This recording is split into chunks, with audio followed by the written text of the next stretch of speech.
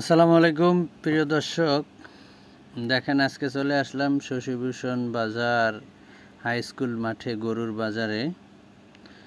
আজকে শশীভূষণ বাজার বৃষ্টি হওয়ার কারণে গরুর ক্রেতারা সব স্কুলের ভিতরে ঢুকে পড়ছে।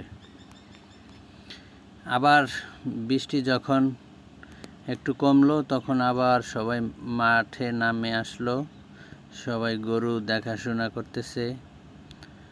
আবার 2 মিনিট পরে আবার বৃষ্টি শুরু হয়ে গেছে, হালকা হালকা বৃষ্টি পড়তেছে। দেখেন আরও অনেক গরু ছিল। বৃষ্টি আবহাওয়া খারাপের কারণে অনেক লোকে গরু নিয়ে চলে গেছে। তাই এই যে একটা লোক গরু নিয়ে যাইতেছে, তার গরু বিক্রি হয় নাই। এই যে ফরাজি সাহেব গরু দেখতেছে, উনি গরুর দাম বেশি হওয়ার কারণে গরু কিনতে পারতেছে না,